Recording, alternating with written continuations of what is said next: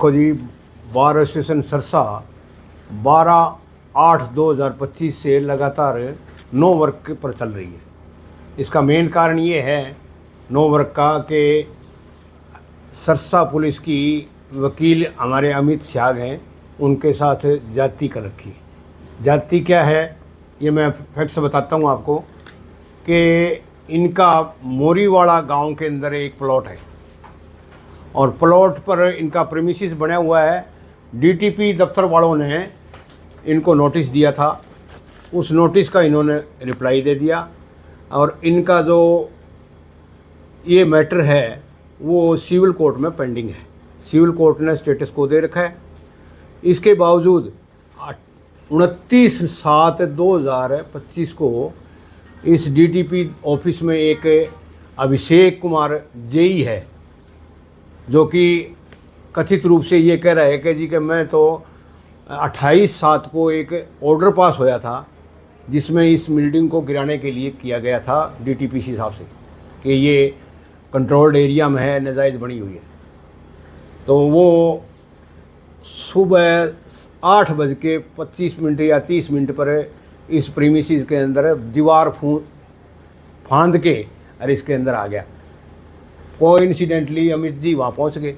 इन्होंने देखा कि हमारी प्रीमिसेस में कोई आदमी है। इन्होंने ताला खोला, ताला खोल के उससे पूछा भी कौन हो आप। तो उसने कहा जी मैं डीटीपी ऑफिस से आया हूँ, जेई हूँ और आपको ये नोटिस देने आया हूँ। तो इन्होंने कहा भी नोटिस देना है तो गेट के ऊपर आप चस्पा करो, अंदर आने का कारण पूछा। तो इन्होंने थोड़ा सा अपनी सूझबूझ दिखाते हुए 112 पर कॉल करके पुलिस पीसीआर बुला दी। पीसीआर ने सारे ये वहाँ उस टाइम में ये मैं आपको दिखा रहा हूँ, वो वीडियोग्राफी करी, फ़ोटो वगैरह भी ली। ये है पीसीआर की, ये वो जो जेई है वो है फ़ोटो, ये फ़ोटो है। तो पीसीआर आने के बाद में पीसीआर वालों ने भाई इसको बिठा लिया और क्योंकि ये जो एरिया है ये डिंग थाने का जुरिडिक्शन है, डिंग थाने में ले गए। डिंग थाने में जाके इन्होंने अपनी कंप्लेंट दे दी भी मेरी प्रीमिसेस के अंदर विदाउट परमिशन चोरी की नीयत से आया कोई आया, मैं तभी तक इसको मतलब यही कहूँगा कि चोर है। तो इन्होंने एक दरखास्त दी भी क्रिमिनल ट्रेसपास किया इसका और ये मेरी दरखास्त लेके इसके खिलाफ कार्रवाई करो और पर्चा दर्ज करो। वहाँ थानेदार ने ना तो इनकी कंप्लेंट ली और इनको भेज दिया। इन्होंने ईमेल से एसपी ऑफिस में अपनी कंप्लेंट भेज दी। शाम को इनको पता लगता है 9 बजे कि इनके खिलाफ अभिषेक की कंप्लेंट पर अंडर सेक्शन 221(1), 121 और सेक्शन 132 बीएनएस जो कि आईपीसी का 332, 186 और 353 आईपीसी बनता है, उसमें पर्चा दर्ज कर दिया। सुबह आए, इन्होंने बात बताई सारे वकीलों को भी मेरे साथ तो ये जाती हो रही है। किसी वकील के साथ जाती होगी तो वो अपने परिवार में आके यहाँ बताएगा। हमें बताई तो हमने एक डेलीगेशन, हमारा वकीलों का जो सीनियर हमारे एडवोकेट थे, हम एसपी साहब से मिलने गए। एसपी साहब ने पहले तो हम टाइम लेके गए, वहाँ कम से कम आधा घंटा तक हमें वहाँ खड़े रखे सारे वकीलों को।